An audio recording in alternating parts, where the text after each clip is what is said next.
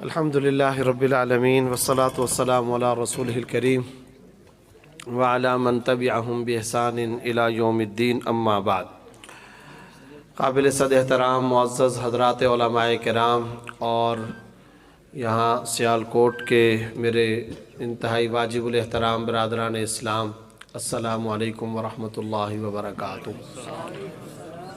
مسلسل اسباق اور اسفار کی کثرت کی وجہ سے آج صبح سے میری طبیعت کافی ناساز ہوئی ہے اور ہاسپٹلائز بھی ہوا ہوں، وہاں پر ڈرپیں بھی لگی ہیں اور انجیکشنز وغیرہ لگانے کے بعد پھر یہاں حاضر ہوا ہوں، تو اس لیے کوئی بہت زیادہ گفتگو کرنے کا جو پہلے سے ارادہ تھا اب وہ نہیں ہے۔ چند باتیں مختصراً چند منٹوں کے لیے آپ حضرات کی خدمت میں عرض کرتا ہوں۔ ویسے بھی تقریباً 11 بج چکے ہیں تو میرا خیال ہے کہ زیادہ طویل کرنا مناسب نہیں ہے۔ سب سے پہلے جن طالبات نے ماشاءاللہ عالمہ کا کورس مکمل کیا ہے یا جن طلبہ نے قرآن کریم یا تعلیمی فراغت حاصل کی ہے، ان تمام طالبات اور طلبہ اور ان کے والدین کو دل کی گہرائیوں سے مبارکباد پیش کرتا ہوں۔ اللہ رب العزت مستقبل کے اعتبار سے ان طالبات کو، ان طلبہ کو ترجمان قرآن بنائے، انہیں علم کی اتنی روشنی عطا فرمائے کہ وہ روشنی پوری دنیا میں پھیل جائے۔ اللہ انہیں مخلص مجاہد بنائے، داعیان قرآن بنائے، حقیقی اور مخلص مبلغین اسلام بنائے، محافظ شریعت بنائے۔ اللہ ان کے فیضان کو پوری دنیا میں عام و تام فرمائے۔ میرے بھائی مولانا یونس صاحب آخر میں جاتے ہوئے آپ کو ایک وظیفہ بتا رہے تھے، تو غیر رسمی طور پر ایک دو باتیں یاد آئیں تو میں نے کہا کہ آپ کی خدمت میں عرض کروں۔ حضرت مولانا ڈاکٹر شیر علی شاہ صاحب رحمۃ اللہ علیہ دارالعلوم حقانیہ اکوڑا خٹک کے شیخ الحدیث رہے ہیں۔ میرا ٹوٹا پھوٹا ان سے تعلق تھا، تو کراچی جب اپنی زندگی کے آخری سفر میں آئے تو آخری خطاب انہوں نے ہمارے ہاں کیا۔ میرے چھوٹے بھائی کے نکاح کے سلسلے میں وہ تشریف لائے تھے۔ مجھے ان کے ساتھ ایک مرتبہ عمرہ کرنے کا موقع ملا اور مدینہ منورہ ہم ایک ہوٹل کے اندر اکٹھے تھے۔ حضرت مولانا ڈاکٹر شیر علی شاہ صاحب رحمۃ اللہ علیہ، جنہوں نے 60 سال صحیح بخاری پڑھائی ہے اور خیبر پختونخوا کی تاریخ کا اگر سب سے بڑا نہیں تو ایک مثالی بلکہ بے مثال جنازہ تھا۔ اتنی بڑی تعداد عموماً وہاں کبھی جمع نہیں ہوئی۔ ان کی مخلصانہ حدیثی خدمات، تدریس، ان کے لاکھوں کی تعداد میں دنیا بھر میں پھیلے ہوئے شاگرد اور عجیب و غریب شخصیت۔ میرے حضرت والد صاحب ایک مرتبہ ان سے ملنے کے لیے تشریف لے گئے تو وہ کھیت میں ہل چلا رہے تھے۔ یہ کوئی زیادہ پرانی بات نہیں ہے، وہاں انہوں نے زمین لی ہوئی تھی اور خود ہی وہ ہل چلاتے تھے۔ اتنا بڑا محدث العصر اور تقریباً بخاری کے حافظ تھے۔ میں نے اپنی زندگی میں حدیث کا اتنا بڑا حافظ نہیں دیکھا۔ ایک مرتبہ وہیں پر مدینہ طیبہ کے اندر انہوں نے ہمیں ایک واقعہ سنایا۔ مولانا یونس صاحب آپ کو حرمین کی زیارت کا وظیفہ بتا رہے تھے، تو یہ بڑا مجرب وظیفہ ہے۔ ایک تو کثرت درود شریف، اسی طرح اذان کے بعد کی دعا، اس کے بعد لبیک اللہم لبیک، اسی طریقے سے حج کے دن قریب آتے جائیں تو تلبیہ کی کثرت۔ یہ سارے وہ وظائف ہیں جو ہمارے بزرگان دیوبند سے اور اکابر اولیاء کرام سے منقول ہیں۔ لیکن اس کے ساتھ ساتھ ایک اہم ترین وظیفہ جو اللہ دیکھتے ہیں کہ اس بندے میں تڑپ کتنی ہے، وہ آج ہی آپ اختیار کیجئے، آج جا کر کے کر لیں۔ وہ یہ ہے کہ ایک ڈبہ، ایک گلہ آپ تیار کریں اور اس نیت سے کریں کہ میں حج کروں گا یا میں عمرہ کروں گا زیارت حرمین کے لیے۔ طالب علم بھی کریں، بڑے بھی کریں۔ اچھا، کوئی ضروری نہیں ہے کہ آپ اس میں بہت زیادہ پیسے ڈالیں۔ آج کل 54 58 نہیں آتی، روپیہ 2 روپے 5 روپے اگر آتے ہیں وہ سکہ ڈالیں اور آہستہ آہستہ ڈالتے رہیں۔ وہ ڈبہ آپ کو یاد دلائے گا کہ یہ اصل میں ایک بڑے مشن کے لیے ایک آوش چل رہی ہے۔ تو حضرت مولانا ڈاکٹر شیر علی شاہ صاحب رحمۃ اللہ علیہ فرماتے ہیں کہ مردان کا ایک درزی ذرا بتائیں، وہ بھی اس زمانے کا، اس کی کیا آمدنی ہو سکتی ہے بھائی؟ کچھ بھی نہیں۔ اس درزی نے ایک ڈبہ رکھا ہوا تھا تو ڈاکٹر صاحب فرماتے ہیں میں جب بھی اس کے پاس جاتا تھا تو وہ ڈبے کی طرف اشارہ کر کے کہتا تھا میں پیسے جمع کر رہا ہوں، میں حج پہ جاؤں گا، اور وہ 4 آنے 8 آنے سکے ڈالتا رہتا تھا۔ تو ڈاکٹر صاحب نے فرمایا میں بھی اس کے لیے دعا کرتا تھا کہ اس کے دل میں اتنی تڑپ ہے، اس کے دل میں اتنی دیرینہ آرزو ہے اور اتنی گہری تمنا ہے، تو اسے اللہ کرے کہ وہاں کی زیارت نصیب ہو جائے۔ کرتے کراتے حج کا ٹائم آیا، اس نے داخلہ بھیجا، اللہ نے اس کے حج کا انتظام فرما دیا۔ اچھا ایک بات یہ بھی یاد رکھیں کہ یہ جو ڈبہ ہوتا ہے نا، اس ڈبے میں اتنے پیسے نہیں جمع ہو جاتے کہ انسان حج کر سکے۔ وہ تو آج کل کے زمانے کے اعتبار سے تو 8 لاکھ روپے کا حج ہے، 6 لاکھ روپے کا حج ہے، تو ڈبے میں 6-8 لاکھ روپے کب جمع ہوں گے؟ یہ نہیں ہوتا۔ اللہ کو آسمانوں پر بندے کی یہ عذاب آتی ہے اور پردہ غیب سے اس کا انتظام ہوتا ہے۔ وَمَن يَتَّقِ اللَّهَ يَجْعَل لَّهُ مَخْرَجًا وَيَرْزُقْهُ مِنْ حَيْثُ لَا يَحْتَسِبُ، جو خدا کا خوف خشیت خداوندی دل میں رکھتا ہے تو اللہ رب العزت اس کے لیے مشکلات میں سے، تنگیوں میں سے آسانی کے راستے بناتا ہے، اور ایسی جگہ سے رزق عطا کرتا ہے جہاں اس کا گمان بھی نہیں جاتا۔ تو کیجئے۔ اور ڈاکٹر صاحب فرماتے ہیں قافلہ تیار ہوا اور وہ ہمارے ساتھ حج کے قافلے کے اندر چلا ہے، اور چلنے کے بعد ہم جدہ پہنچے ہیں، اور اس کے بعد وہ عبداللہ درزی بھی ہمارے ساتھ، خدا نے اس کا ادھر ادھر سے جہاں سے بھی انتظام کروا دیا۔ تو جب ہم مکہ مکرمہ داخل ہوئے تو ڈاکٹر صاحب فرماتے ہیں کہ باب السلام سے، جن لوگوں کو وہاں کی زیارتیں نصیب ہوئی ہیں وہ جانتے ہیں کہ صفا مروہ کی طرف سے، باب السلام کی طرف سے ہم اندر داخل ہوئے۔ وہ ایک ایسا عاشق بیت اللہ تھا، ایک ایسا عاشق رسول تھا کہ ابھی حج کے ابتدائی ایام تھے، 40 دن کا موقع ملا ہوا تھا۔ تو کہتے جیسے ہی ہم اندر داخل ہوئے تو سامنے طواف ہو رہا ہے، تو میں نے اس درزی عبداللہ، میرے ہاتھوں میں ہاتھ تھے، کئی سارے 15-16 افراد، پیچھے خواتین، یہ قافلہ ہم اندر گئے۔ تو میں نے کہا عبداللہ یہ خانہ کعبہ ہے۔ پھر میں نے اسے کہا کہ یہ سامنے بیت اللہ شریف کا یہ دروازہ ہے، اور اس دروازے پر جو دعا مانگی جائے وہ قبول ہوتی ہے، اور سارے انبیاء کرام نے اس دروازے کے ساتھ اپنا سینہ لگا کر اللہ سے مانگا ہے۔ کہا کہ میں نے یہ 2-4 باتیں کی، تو وہ اس کے ہاتھ میں میرا ہاتھ تھا، تو اس نے میرا ہاتھ ایسے جھٹکے سے چھڑوایا، اور چھڑوا کر کے سیدھا وہ خانہ کعبہ کے دروازے کے ساتھ جا کر چپک گیا۔ کہتے ہم نے بھی دیکھا، دائیں بائیں طواف کرنے والے بھی دیکھ رہے ہیں۔ دروازے کو دیکھنے کے بعد آسمان کی طرف نگاہ اٹھا کر کے کہتے یا اللہ تیرا دوست عبداللہ آ گیا ہے، پھر نہ کہنا کہ میں نہیں آیا تھا۔ یا اللہ تیرا دوست عبداللہ آ گیا ہے، پھر نہ کہنا کہ میں نہیں آیا تھا۔ ڈاکٹر صاحب فرماتے ہیں یہ اس نے کہا اور آرام سے نیچے آیا، قریب گئے تو اس کی روح پرواز کر چکی تھی۔ یہ اس کی مبارک موت ہے۔ تو وہ جو آیا تھا نا وہ ہمیشہ کے لیے آیا تھا، اب وہ جب آیا تھا تو اللہ کے پاس جانے کے لیے آیا تھا۔ تو اس وظیفے پر عمل کریں، اور آج کل تو اس کے اوپر بڑی کمپین چلانے کی ضرورت ہے، اس لیے کہ یہ جو کرونے کا مسئلہ آیا، پھر یومنی کرون، اور پھر خدا جانے سعودی حکومت کے معاملات، اس کے بعد جس طریقے سے حج پر پابندیاں، جس طریقے سے عمرے پر پابندیاں۔ ابھی 2 ہفتے پہلے ہم اسلام آباد میں وزیر مذہبی امور صاحب کے ساتھ بیٹھے تھے، تو میں نے ان سے پوچھا کہ کیا حج کی پالیسی آئی، انہوں نے کہا اب تک سعودی حکومت کی کوئی پالیسی نہیں آئی۔ تو یہ 2-2, 3-3 سال اس طریقے سے گزر رہے ہیں۔ ذرا وہ لوگ سوچیں، آج سوچیں جنہیں موقع تھا اور حج نہیں کیا تھا، موقع تھا اور عمرہ نہیں کیا تھا، پیسے، استطاعت، مالی حیثیت تھی اور حرمین نہیں گئے تھے، اور دماغ کے اندر ہم یہ رکھا کرتے تھے کہ ہمارے پاس تو مال موجود ہے، پیسہ موجود ہے، جب چاہیں گے چلے جائیں گے، اب سب کچھ ہے، جا سکتے ہو۔ یہ سب معاملات ہیں، اس لیے اللہ کرے کہ وہاں کے دروازے کھلیں، اور یہ شرط، وہ کنڈیشن، یہ کرنٹینا، یہ شرائط، یہ مہنگائی، یہ مسائل، ان سارے مسائل کے باوجود اللہ رب العزت ہمیں وہاں کی زیارت نصیب فرمائے۔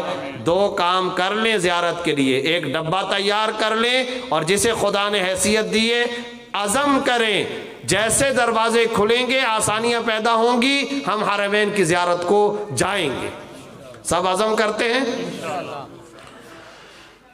حضرت مفتی منیر صاحب سے میرا محبت بھرا ایک شکوہ یہ ہوتا ہے کہ آج مدرسے کی طالبات کا عالمہ کا کورس مکمل ہوا، اسی طرح طلباء نے بھی حفظ ناظرہ مکمل کیا، اور کانفرنس کا عنوان ہے ختم نبوت، تو کیا کریں؟ وہ طالبات سے متعلق بات کی جائے، عظمت قرآن پر بات کی جائے، عالمات سے متعلق کوئی بات کی جائے، ختم نبوت کے موضوع پر بات کی جائے۔ بہرحال یہ ایک انگلش میں لفظ ہے آل ان ون، کہ ایک پروگرام میں کئی سارے فائدے اٹھائے جائیں، تو یہ بھی ایک دینی حرص ہے، دینی طمع ہے، دینی لالچ ہے، اور مبارک اور مستحسن ہے۔ اللہ رب العزت ہم سب کا یہاں بیٹھنا نصیب فرمائے۔ دیکھیں، ختم نبوت کا جو موضوع ہے یہ جتنا مقدس، جتنا پیارا، جتنا عالی مرتبت وجاہت والا، وقعت والا موضوع ہے، اسی قدر یہ موضوع دو قسم کے تقاضے کرتا ہے، اور توجہ کے ساتھ سن لیجئے۔ دو قسم کے تقاضے عقیدہ ختم نبوت ہم سب سے کرتا ہے۔ پہلا تقاضا یہ ہے کہ عقیدہ ختم نبوت کی باریکیوں کے ساتھ، اس کی علمی تحقیقات کے ساتھ، اس کے علمی تحقیقی فقہی نکات کے ساتھ اس عقیدے کو سمجھا جائے۔ سبزی والا سمجھے، ٹماٹر بیچنے والا سمجھے، پائلٹ سمجھے، ڈاکٹر سمجھے، وکیل سمجھے، سیاستدان سمجھے، حکمران سمجھے، خاکروب سے لے کر کے حکمران تک تمام کے تمام مسلمانوں کو اس عقیدے کو سمجھنا چاہیے۔ ختم نبوت کا معنی کیا ہے، اس کا کورس کرنا چاہیے اسکولوں، کالجوں، یونیورسٹیوں کے اندر۔ ایک معنی ہوتا ہے ختم کا مک جانا، ختم ہو جانا، وجود ختم ہو جائے، کسی چیز کے وجود کا خاتمہ۔ ایک معنی ہوتا ہے ختم کا مکمل ہو جانا۔ نبی صلی اللہ علیہ وسلم کی ختم نبوت کا جب ہم دعویٰ کرتے ہیں اور کہتے ہیں تو یہاں پر ختم کا کون سا معنی مراد ہے؟ علماء کو یہ پڑھانا چاہیے، عوام الناس کو اسے سمجھنا اور پڑھنا چاہیے۔ دجل کے راستے کون کون سے ہیں، تلبیسات کے راستے کون کون سے ہیں؟ یہ کیسے ہو جاتا ہے کہ ایک مرزائی، ایک قادیانی دنیا دار، اسے کچھ عطا پتہ نہیں ہوتا، وہ ہمارے عام مسلمانوں کو، گلی روڈ پہ چلتے ہوئے ایک عام مسلمان کو، ایک عام مومن کو کس طریقے سے وہ دجل و فریب کا شکار کرتا، دھوکے میں مبتلا کرتا ہے۔ وہ سوال کر رہا ہوتا ہے، یہ ڈیفینسو پوزیشن پر ہوتا ہے، وہ اقدامی پوزیشن پر ہوتا ہے، یہ دفاعی پوزیشن پر ہوتا ہے۔ وہ سوال کرتا ہے، اس کے بعد جواب نہیں ہوتا۔ ایک ہے جذباتیت کا معاملہ، ایک ہے حقائق کی بنیاد پر سیکھنے سمجھنے کا معاملہ۔ کیوں نہیں سمجھا جاتا؟ کیوں مساجد میں اس کے کورس نہیں ہوتے؟ کیوں اولادوں کی اس موضوع پر تربیت نہیں ہوتی؟ اس لیے عقیدہ ختم نبوت کا پہلا تقاضا یہ ہے، اور عزم کریں اس کا کہ ہم اس عقیدہ ختم نبوت کی باریکیوں کو سمجھیں گے اور اس کے دلائل یاد کریں گے۔ کتنی 100 آیات عقیدہ ختم نبوت پر دلالت کرتی ہیں، نئی آیات یاد ہو سکتی، ترجمہ، آیات کا نمبر ایک مرتبہ یاد کر لینا، بیٹھ کر کے اس کو باقاعدہ طور پر 1 2 3 4 بنیادی دلائل، تحقیقی دلائل کیا ہیں؟ احادیث سینکڑوں کی تعداد کے اندر ہے، سیاہ ستہ کی 10 حدیثیں، 5 حدیثیں، اجماع صحابہ، حضرات صحابہ کرام کے اقوال، یہ کیوں ہم یاد نہیں کرتے؟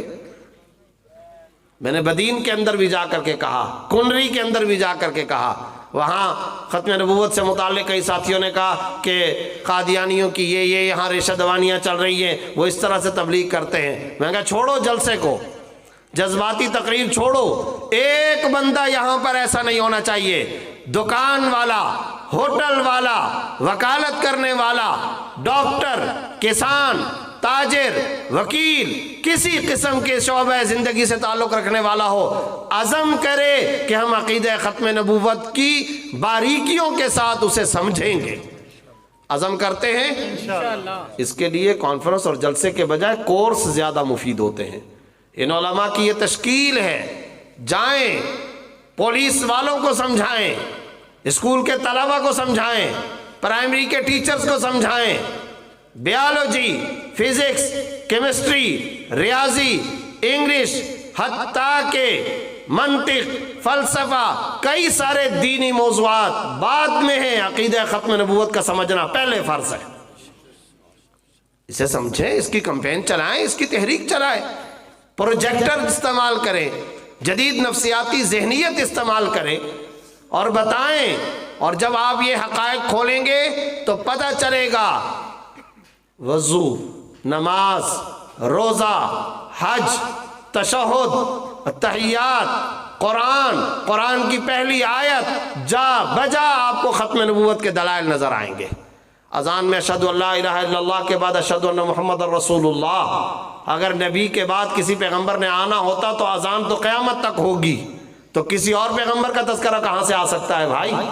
اذان ختم نبوت کو ثابت کرتی ہے۔ لا الہ الا اللہ محمد الرسول اللہ ختم نبوت کی دلیل، اشہد ان محمد الرسول اللہ ختم نبوت کی دلیل، اذان کے بعد کی دعا ختم نبوت کی دلیل، تشہد میں اشہد ان لا الہ الا اللہ ختم نبوت کی دلیل۔ کوئی ایک بات بتائیے، الف لام میم ذالک الکتاب لا ریب فیہ ھدی للمتقین، ختم نبوت کی دلیل، الذین یؤمنون بما انزل الیک وما انزل من قبلک، بما انزل الیک، جو کچھ آپ کی طرف نازل کیا گیا اور جو آپ سے پہلے انبیاء کی طرف نازل کیا گیا۔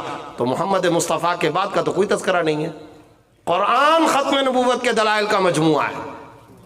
کیوں نہیں ہم پڑھتے، پڑھاتے، سمجھتے، سمجھاتے؟ اور جب اس طریقے سے حقائق طلباء، علماء کھولیں گے اور ہمارے سامنے آئیں گے، پھر پتہ چلے گا۔ یہ درود شریف ختم نبوت کی مستقل دلیل ہے۔ السلام علینا وعلی عباد اللہ الصالحین ختم نبوت کی دلیل ہے۔ کیسے یہ دلائل بنتے ہیں؟ اور ختم کا کیا معنی ہوتا ہے؟ مہر کا معنی کہاں لیا جاتا ہے؟ ما کان محمد ابا احد من رجالکم ولکن رسول اللہ وخاتم النبیین کا کیا معنی بنتا ہے؟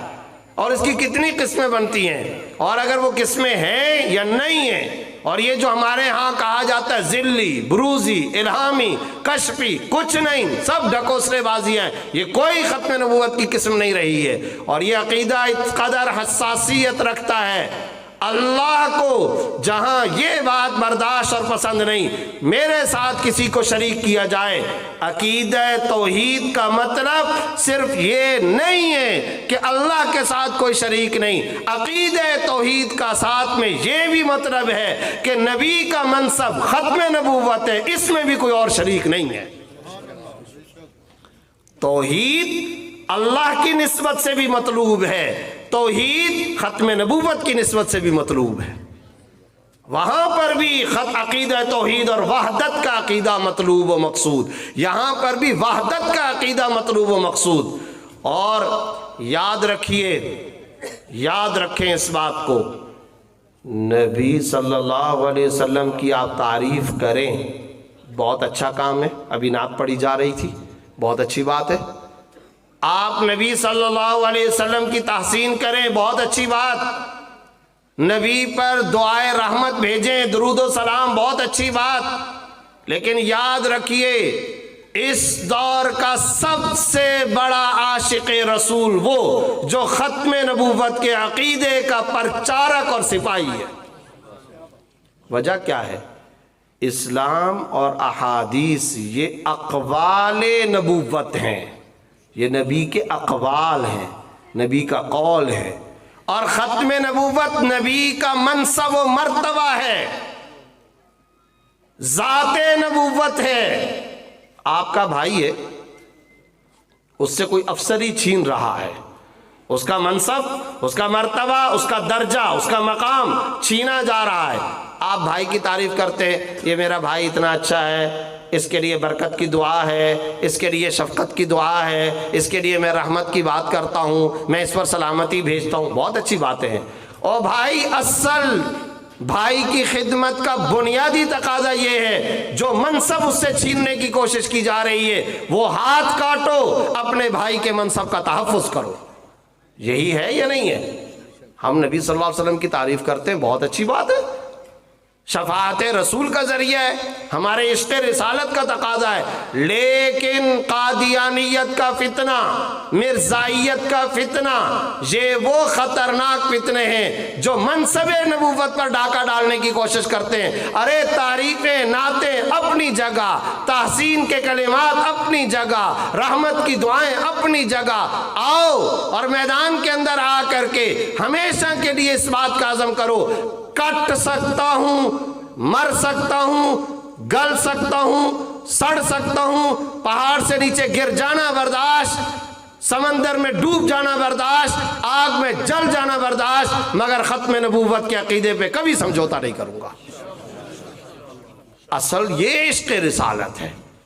ڈاکہ مارا جا رہا ہو، سرکار دو عالم صلی اللہ علیہ وسلم وجہ وجود کائنات کے مرتبے پر چھیننے کی کوشش کی جا رہی ہو ان کا منصب، اور ہم دائیں بائیں کی بات کریں، یہی وجہ ہے ہمارے وہ اکابر دارالعلوم دیوبند جنہوں نے ساری زندگی کتاب کے کیڑے بن کر گزاری، جنہوں نے ساری زندگی تصنیف کا کام کیا تھا، جنہوں نے ساری زندگی پڑھنے پڑھانے کا کام کیا تھا، جو دارالعلوم دیوبند کی چار دیواری سے باہر نہیں آیا کرتے تھے، تجارت، سیاست، معیشت، حکومت سے جن کا کوئی تعلق نہیں تھا، لیکن جب بات آئی تمام فتنوں کے مقابلے میں انہوں نے چھوڑ دیا، مگر جب بات قادیانیت کی آئی ہے تو درسگاہوں سے بھی نکل کر کے بہاولپور کی عدالتوں میں امام المحدثین علامہ انور شاہ صاحب کشمیری پیش ہوا کرتے تھے۔ وہ حدیث کے علاوہ بات نہیں کیا کرتے تھے۔ حضرت علامہ انور شاہ صاحب کشمیری رحمۃ اللہ علیہ کے بارے میں علامہ اقبال مرحوم نے کہا تھا، ہندوستان کی 500 سالہ تاریخ ایسا انسان پیدا کرنے سے قاصر ہے۔ بر صغیر میں 500 سال میں ایسا انسان نہیں آیا۔ کسی نے ان کے بارے میں کہا، من سرہ ان ينظر الى ابی حنیفہ فی ھذا العصر، جو اس زمانے میں ہندوستان کے اندر چلتا پھرتا ابو حنیفہ دیکھنا چاہتا ہے، فَلْيَنْظُرْ إِلَىٰ هَذَا الشَّيْخ، اسے چاہیے یا مفتی کفایت اللہ کی زیارت کر لے یا علامہ انور شاہ کشمیری کی زیارت کر لے۔ یہ لوگ نکلے اور مقدمہ بہاولپور کے بارے میں حضرت کشمیری رحمۃ اللہ علیہ کے ولولے اور جوش کو دیکھیے۔ مولانا عبد الحنان صاحب اسٹیج سیکرٹری بن کر کے بہاولپور کی مسجد میں ان کو دعوت خطاب دے رہے، اور وہ کھڑے ہو کر کے کہتے ہیں کہ مولوی صاحب نے میری تعریفیں کی ہیں، مولوی صاحب نے یہ کہا کہ ہم ختم نبوت کا کام کر رہے ہیں، اور خدا کے بندو اگر ہم ختم نبوت کی چوکیداری اور تحفظ کا کام نہ کریں، پیچھے گلی سے گزرنے والا کتا بھی خدا کی قسم ہم سے بہتر ہوگا، سڑکوں پہ چلنے والے جانور ہم سے بہتر ہوں گے اگر ہم ختم نبوت کے عقیدے کا تحفظ نہ کریں۔ اور یاد رکھیے، اسلام سے رشتہ کاٹنے کے لیے اغیار کی کبھی سوچا کیا وجہ ہے؟ ختم نبوت کا یورپ سے کیا تعلق ہے؟ کیا وجہ ہے؟ برطانیہ، امریکہ، پورا الکفر، پورا یہودیت، اس کو ختم نبوت سے مسئلہ کیا ہے؟ مسئلہ صرف یہ ہے، امت محمدیہ کے سامنے محمد الرسول اللہ صلی اللہ علیہ وسلم کی شخصیت مبارکہ کو یوں پیش کر دو، بس وہ ایک بزرگ آدمی تھے، بس وہ ایک شریف انسان تھے، بہت اچھے آدمی تھے، باقی بھی دنیا میں بہت اچھے لوگ ہوا کرتے ہیں، ختم نبوت تم کیوں کہتے ہو؟ آخری پیغمبر و نبی تم ان کو کیوں کہتے ہو؟ اس عقیدہ ختم نبوت کا، اس منصب کا، اس مرتبے کا سٹیٹس ان سے چھینو۔ یہ بنیاد ہے جس کی بنیاد پر امت کے دلوں سے محمد الرسول اللہ کو نکالا جا سکتا ہے۔ کیا کہا گیا تھا؟ روح محمد ان کے دامن سے چھینو، روح محمدی نکال لو، یہ نکالو، محمد الرسول اللہ صلی اللہ علیہ وسلم کے اس منصب کو ختم کرو۔ انہیں ایک عام بزرگ حیثیت سے اگر کوئی مانتا ہے ہمیں کوئی اعتراض نہیں ہے، اگر انہیں کوئی شریف انسان کے طور پر مانتا ہے ہمیں کوئی اعتراض نہیں، لیکن تم یہ کہو کہ وہ رئیس الانبیاء ہیں، تم یہ کہو وہ امام الانبیاء ہیں، تم یہ کہو کہ ان کے بعد کوئی پیغمبر اور نبی نہیں ہے، یہ آج کا ویسٹ اور یورپ قبول کرنے کے لیے تیار نہیں۔ اور یاد رکھیے، وہ قبول کریں یا نہ کریں، میری آپ کی نجات اسی عقیدے کے اندر مضمر ہے۔ ہم نجات اور شفاعت رسول حاصل نہیں کر سکتے اگر اس عقیدے پر ہم نے کمپرومائز کیا، لیکن میں نے عرض کیا تھا اس کے لیے دو بنیادی تقاضے، دوبارہ دہرا رہا ہوں وہ بات۔ پہلی گزارش، عقیدہ ختم نبوت کو سمجھیں۔ مفتی منیر صاحب یہاں بیٹھے، مولانا ابو محمد صاحب یہاں تشریف فرما، اور بہت سارے علماء یہاں تشریف فرمائیں، اس پر کورسز کروائیں، بلائیں، گلی میں جاتے ہوئے لڑکے کو اپنے پاس بلائیں، بتاؤ بھائی ختم نبوت کے دلائل کیا ہے، تاکہ کسی بھی نہج، کسی بھی سٹیج، کسی بھی قدم پر اگر کوئی قادیانی تم کو ٹکرے اور تم سے تمہارے اس عقیدے کو چھیننے کی کوشش کرے، پھر یاد رکھو اے میرے پیارے بھائی اور اے میری پیاری بہن، تم سب کچھ ہو سکتے ہو، مسلمان نہیں ہو سکتے ہو۔ تمہارا اسلام اور شریعت سے کوئی تعلق نہیں۔ بلائیں، پکڑیں، بازار میں چانے والے لوگوں کو پکڑیں، بلائیں، ان سے پوچھیں کیا دلائل ہے اس کے اوپر، اس کا معنی کیا ہے، تاکہ تمہیں کوئی گمراہ نہ کرے۔ اور بھائی سونے سے زیادہ قیمتی دولت تمہارے پاس ہے، چوری نہ ہو جائے، چھن نہ جائے۔ جو دولت جتنی قیمتی ہوتی ہے اس کی حفاظت اسی نزاکت کے ساتھ کی جاتی ہے، اسی حساسیت کے ساتھ اس کی حفاظت کی جاتی ہے۔ یہ جو فضائل اعمال ہے، شیخ الحدیث معاذ زکریا صاحب رحمۃ اللہ علیہ کی کتاب، یہ ہمارے اکابر میں سے وہ بزرگ گزرے ہیں، ظاہر ہے بانیان تبلیغی جماعت میں سے ہیں، اور ساری زندگی فضائل پر انہوں نے کام کیا۔ مجھ سے ایک مرتبہ اسلام آباد میں کچھ لوگ کہنے لگے کہ ہم ایک بات پہ بڑے حیران ہوتے ہیں، کچھ افسران کہنے لگے کہ وہ علماء جو عام طور پہ فرقہ واریت میں نہیں پڑھتے، وہ علماء جو عام طور پر پڑھنے پڑھانے سے تعلق رکھتے ہیں، آئین سازی، قانون سازی، معتدل علماء، مثبت علماء، اچھے خاصے انگلش جاننے والے علماء، وہ افسران مجھ سے کہہ رہے ہیں انگلش جاننے والے علماء، پڑھے لکھے علماء، اندازہ لگائیں، یعنی علماء جاہل بھی ہوتے ہیں، پڑھے لکھے علماء، ہم ایک بات پہ حیران ہوتے ہیں کہ تمام باتوں پر یہ نرمی دکھا دیا کرتے ہیں، تمام باتوں پر فلیکسیبلٹی ہوتی ہے، لچک ہوتی ہے، لیکن ہم ایک بات پر بڑے حیران ہیں، اور ہم حیران نہیں، یورپین حیران ہیں کہ جب بات آتی ہے ختم نبوت کی تو وہ مولوی صاحب جس کو ساری زندگی ہم نے اور ہمارے اداروں نے معتدل سمجھا تھا، وہ سب سے زیادہ سخت گیر ہو کر سامنے آ جاتا ہے۔ اس کا فلسفہ کیا ہے؟ تو میں نے عرض کیا اس کا فلسفہ کچھ نہیں ہے۔ اس عقیدہ ختم نبوت میں جھول ہو، اس کے اندر کوئی کمزوری ہو تو دراصل وہ سب کچھ ہو سکتا ہے، وہ مسلمان نہیں ہو سکتا۔ شیخ الحدیثیت، مفتی اعظمیت، عالمیت، اس کا عالم، اس کا مفتی، اس کا علامہ ہونا سب گیا بھاڑ میں، وہ تو مسلمان نہیں ہے بھائی۔ اس کے ایمان کے لالے پڑ جاتے ہیں، اس کے اسلام کے لالے پڑ جاتے ہیں، وہ مومن نہیں رہتا، وہ باغی اور غدار اور مرتد بنتا ہے، وہ ملحد اور زندیق بنتا ہے۔ اور میں نے کہا یہ میں جذباتی باتیں نہیں کر رہا، کوئی جذباتیت کی باتیں نہیں، حقائق ہے، پوچھئے۔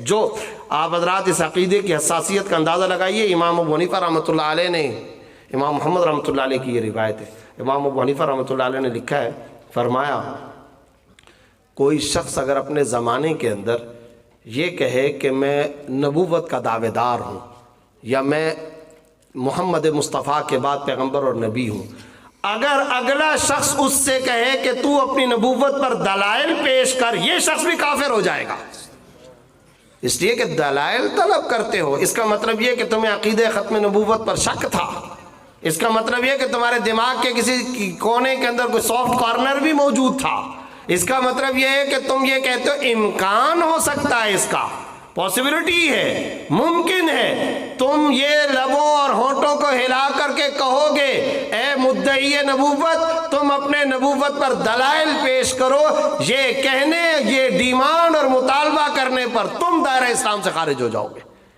اس لیے یہ ویری سینسٹیو ایشو، اس سے زیادہ حساس عقیدہ کوئی نہیں ہو سکتا۔ ایک تقاضا یہ ہے، جتنا حساس ہے، جتنا ضروری موضوع ہے، جتنا متبرک موضوع ہے، جتنا مقدس موضوع ہے، اتنا ہی زیادہ اس کا اس بات کا تقاضا ہے کہ اس کو سمجھا جائے۔ اور دوسرا تقاضا عقیدہ ختم نبوت کا، اللہ رب العزت نے اس عقیدہ ختم نبوت کا کی بناوٹ ایسی رکھی ہے کہ امت مسلمہ کو ہر دور میں اس کے لیے چوکیداری اور اس کے تحفظ کے لیے ہمیشہ ہمیشہ جاگنا پڑے گا اور اس کا سپاہی بن کر کے زندگی گزارنی ہوگی۔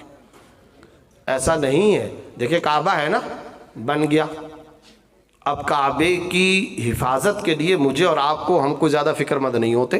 روضہ اقدس ہے، مسجد نبوی ہے، شاعر اسلام ہے، وَمَن يُعَظِّمْ شَعَائِرَ اللَّهِ فَإِنَّهَا مِن تَقْوَى الْقُلُوبِ، طے شدہ چیزیں ہو گئیں۔ لیکن جس طرح کعبہ ہے، جس طرح مسجد نبوی ہے، جس طریقے سے مسجد حرام ہے، جیسے یہ شاعر اسلام، اسی طرح عقیدہ ختم نبوت۔ مگر عقیدہ ختم نبوت کی خاصیت اور خصوصیت یہ ہے، ہر دور میں مسلمان کو اس کے تحفظ کے لیے اپنی آنکھیں کھول کر جاگنا پڑے گا۔ پتہ چلا کہ عقیدہ ختم نبوت کا دوسرا تقاضا ہم مسلمانوں سے یہ ہے کہ عزم کریں زندگی کے آخری سانس تک ہم ختم نبوت کے سپاہی بن کر زندگی گزار کر اس دنیا سے جائیں گے انشاءاللہ۔ یہ ہے اس کا دوسرا تقاضا۔ اس موضوع پر تفصیلی بات ہو سکتی ہے، لیکن میں دوسری بات یہاں سے فارغ التحصیل ہونے والی طالبات سے بھی عرض کرنا چاہتا ہوں۔ مرد بنتا ہے، فرد بنتا ہے، عورت بنتی ہے، نسل تیار ہوتی ہے۔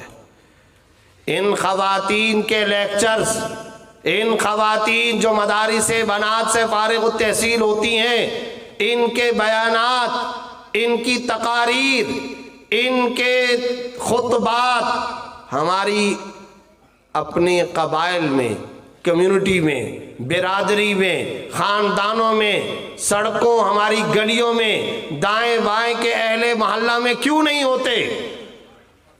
یہ علماء کی طرح تبلیغ اسلام کا وظیفہ، فریضہ اس حساسیت کے ساتھ کیوں نہیں ادا کرتی جس حساسیت کے ساتھ بنین کا شعبہ، مرد فارغ التحصیل ہونے والے علماء جس حساسیت کے ساتھ ادا کرتے ہیں؟ ہمیں اس کے اندر بھی بہت ساری کمزوریاں ہیں، لیکن یہ درد دل اس لیے رکھ رہا ہوں، کینیڈا جاؤ، امریکہ جاؤ، ہانگ کانگ جاؤ، فرانس جاؤ، دنیا کے مختلف ملکوں کے اندر جاؤ، فلاں خاتون ہے جو سو کالڈ اسکالرہ ہے، فلاں خاتون ہے، اس کی سیڈیز چل رہی ہیں، بیانات چل رہے ہیں، تقاریر چل رہے ہیں۔ یہ مدارس بنات سے ہر سال فارغ ہونے والی طالبات کہاں ہوتی ہیں؟ کدھر ہیں یہ؟ کیوں نہیں سماج کے اندر تبدیلی آ رہی؟ کیوں نہیں معاشرے کے اندر تبدیلی آتی؟ کیوں ہماری خواتین کے اندر کام نہیں کیا جاتا؟ تربیت اولاد، گھر کا ماحول، گلیوں اور سماج اور سوسائٹی کا نبوی خوشگوار روحانی ماحول، اور پھر یہاں سے عورت کی گود سے فارغ ہونے والے بچے، یہ مستقبل کی بیوروکریسی، یہ مستقبل کے پاکستان کی اسٹیٹ کے اسٹیک ہولڈر بنتے ہیں۔ کیوں ماں تربیت کے اندر آج ناکام ہے؟ کراچی کا صرف ضلع شرقی، رات بھی میں نے علماء کی خدمت میں یہ بات عرض کی تھی، 2017 میں کراچی کا صرف ایک ضلع ہے، ضلع شرقی، اس میں ایک سال میں عدالتوں کے اندر اس ایک ضلع سے جو خلا کے کیسز عدالتوں کے اندر پہنچے ان کی تعداد 13,500 ہے۔ طلاق کا ریشو بڑھتا جا رہا ہے، صبر نہیں ہے خواتین میں، تحمل نہیں ہے، برداشت نہیں ہے، گھر برباد ہو رہے ہیں، فیملی سسٹم تباہ ہو رہا ہے۔ اور یاد رکھو، آج کا ویسٹ، یہ FATF اور یہ پوری دنیا کی امداد اور یہ باہر کے ممالک IMF اور ورلڈ بینک کی امداد، واضح طور پر جب ان کے پیپر سامنے آتے ہیں تو انہوں نے لکھا ہوا ہوتا ہے جمہوریت کے خلاف کبھی بات نہیں کرو گے، ایک شرط، نظام سیاست کے اندر اسلامائزیشن کی کوئی گنجائش نہیں، 2 شرطیں۔ تیسری شرط یہ ہے، برطانیہ، امریکہ، یورپ میں ہم نے عورت کو پروڈکٹ بنایا، اس کے ہونٹوں کی قیمت لگائی، اس کی مسکراہٹ کے پرائس لگائے، ہم نے اپنی عورت کو باہر نکالا ہے۔ پاکستان کے معاشرے کے لوگوں کو اپنی عورت کو باہر نکالنا ہوگا، یہ باہر نکالے، یہ ان کے واضح مطالبات آتے ہیں۔ اگر اس بے دینی کے طوفان کے آگے روک لگانی ہے، اگر کوئی سد باب کرنا ہے تو اس کے علاوہ کوئی بات نہیں۔ کمپین چلائیں، علماء چلائیں، خواتین میں بیانات کی ترتیب رکھیں، مسائل کی نشستیں رکھیں، خواتین جو فارغ التحصیل ہونے والی ہیں وہ عزم کریں، پختہ ارادہ کریں، تشکیل کروا کر جائیں اس مدرسے سے کہ وہ اپنے محلے میں، اپنے رشتہ داروں میں، اپنے تمام ٹاؤن میں، اپنے علاقے کے اندر اسلام کی نشر و اشاعت، مسلک کی نشر و اشاعت اور حق کے کلمے کی نشر و اشاعت کا ذریعہ بنیں گی۔ یہ میں تمام طالبات اور معلمات سے کہنا چاہتا ہوں، اس کا عزم کریں، اور جتنے افراد یہاں پر بیٹھے ہیں وہ اپنی خواتین کو تیار کریں۔ خطرہ ہے، ڈر ہے، اور شدید ڈر ہے۔ یہ جو اس وقت نسل ہے، اگلی نسل کے ایمانوں کا کیا ہوگا؟ محلہ یہی ہوگا، گلیاں یہی ہوں گی، علاقے یہی ہوں گے، مگر آپ اندازہ نہیں کر سکتے انہی سے نکلنے والی بیٹیاں، انہی سے نکلنے والی نئی نسل کے نوجوان نبی کے گستاخ بن کر، مرتد بن کے، ملحد اور زندیق بن کر کے معاشرے میں آئیں گے۔ اور یہ ہو رہا ہے، یہ ہو رہا ہے۔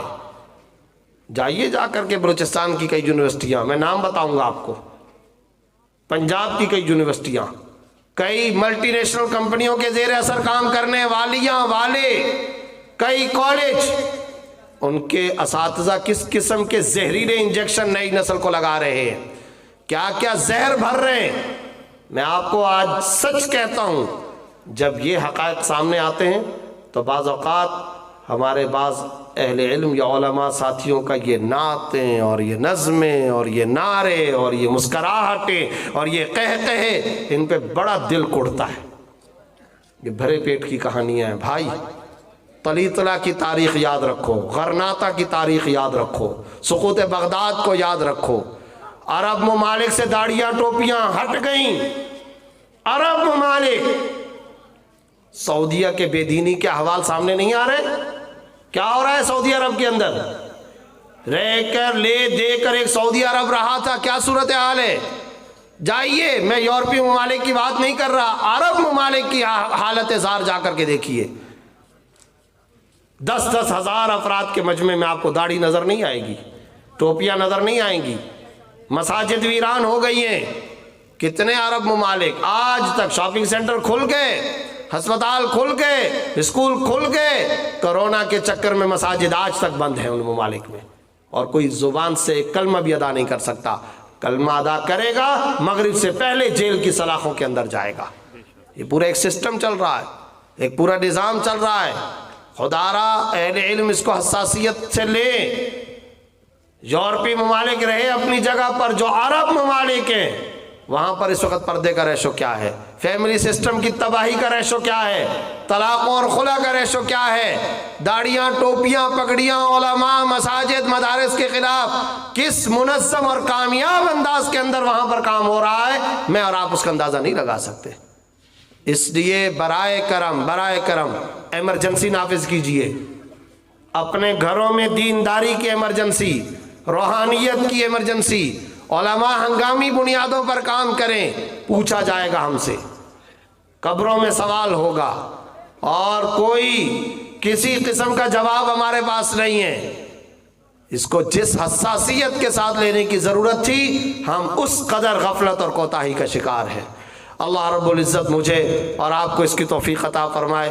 انہی الفاظ کے ساتھ میں آپ حضرات سے اجازت طلب کرتا ہوں، اور یہاں جو طالبات فارغ التحصیل ہوئیں، جو طلبہ فارغ التحصیل ہوئے، انہیں اور ان کے والدین کو دلی مبارکباد پیش کرتا ہوں۔ دل سے دعا کرتا ہوں کہ اللہ رب العزت سماج اور سوسائٹی میں، معاشرے کے اندر دینی تبدیلی کا ان کو ذریعہ بنائے، اور یہ اخلاص کے ساتھ اسلام، قرآن اور شریعت کے علمبردار بن کر کے سامنے آئے۔ وآخر دعوانا ان الحمدللہ الحمدللہ رب العالمین، والصلاة والسلام علی رسولہ الکریم۔ اللہم صلی علی سیدنا و مولانا محمد النبی الامی وعلی آلہ واصحابہ وبارک وسلم۔ اللہم انت السلام ومنک السلام، تبارکت یا ذا الجلال والاکرام۔ اللہم انا نسألک ایمانا کاملا، یقینا صادقا، رزقا واسعا، علما نافعا، عملا صالحا، توبة قبل الموت، والعفو عند الحساب والفوز بالجنة والنجاة من النار یا عزیز یا غفار. اللہم انک عفو کریم تحب العفو فاعف عنا یا غفور فاعف عنا یا کریم فاعف عنا یا ارحم الراحمین. اے اللہ ہم سب کے تمام گناہوں کو معاف فرما، اس مدرسے کو دن دگنی رات چگنی ترقی عطا فرما، یہاں پڑھنے والوں کو اے اللہ محافظ قرآن بننے کی توفیق عطا فرما، داعیان اسلام بننے کی توفیق عطا فرما، شریعت کا نمائندہ بننے کی توفیق عطا فرما، للہیت تقوی اور اخلاص عطا فرما، ہم سب کو روحانیت عطا فرما. مفتی منیر صاحب اور ان کے رفقاء، اساتذہ کرام اور معلمات، اے اللہ اپنی جانب سے ان سب کو جزائے خیر عطا فرما. جتنے علماء یہاں تشریف فرمائے ان سب کی دینی خدمات کو قبول فرما، ہم سب کے گناہوں کو معاف فرما. اے اللہ ہمارے جسمانی، روحانی، ظاہری، باطنی ہر طرح کے گناہوں کو معاف فرما. اللہم انا نسألک من خیر ما سألک من عبدک و نبیک محمد صلی اللہ علیہ وسلم. اللہم انا نعوذ بک من شر ما استعاذک من عبدک و نبیک محمد صلی اللہ علیہ وسلم. سبحان ربک رب العزت عما یصفون وسلام علی المرسلین والحمد للہ رب